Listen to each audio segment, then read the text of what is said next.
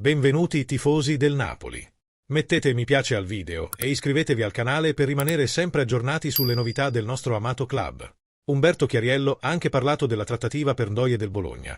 Non ricordo un allenatore del Napoli che, dopo lo scudetto, abbia detto chi porta lo scudetto è anche il favorito. Le aspettative per il Napoli sono enormi, la loro campagna acquisti è straordinaria, stanno per spendere circa 200 milioni di euro e, naturalmente, ci si aspetta una vittoria.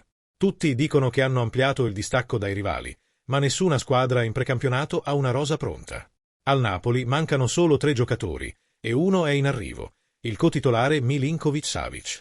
Meret è un osso duro, ma il Napoli avrà 2 portieri importanti.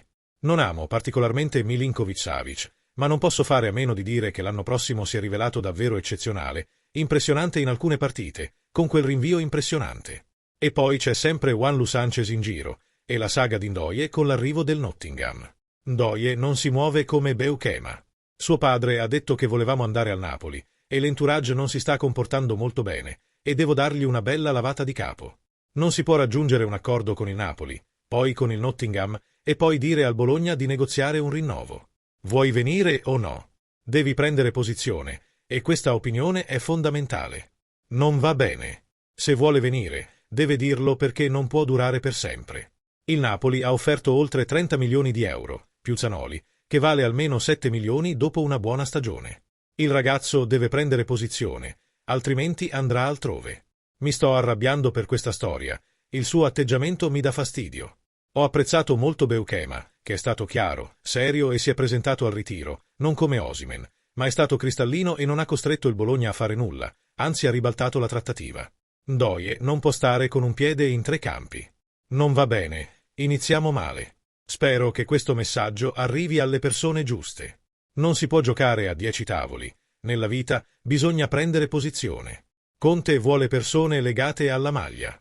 Se vuole il Napoli, deve fare come MC Tominay, De Bruyne o Beukema e dire voglio il Napoli, in modo che le trattative possano prendere una certa direzione. Ma se sei sciocco, allora non sei il Napoli. Perdere questo treno potrebbe essere grave. Conte ha detto che il Napoli è la favorita, e a me piacciono quelli che non hanno paura. Questo è un passo importante nella tua carriera. Cosa ti ha colpito di più? La squadra, senza dubbio, tutti quelli che ci lavorano, mi hanno accolto benissimo. Siamo un gruppo fantastico, ci amiamo tutti e lottiamo per un unico obiettivo.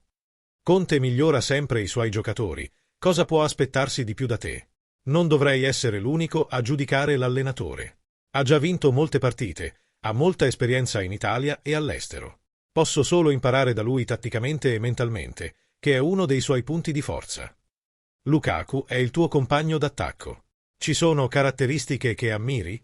È sicuramente un giocatore fantastico. Ha avuto una grande carriera, continua ad averla e posso prendere molte cose positive da lui. È un piacere giocare con lui e imparare da lui. Non vedo l'ora di scendere in campo e giocare con lui. Stiamo parlando di crescita professionale. Avrà qualche impatto sulla tua nazionale?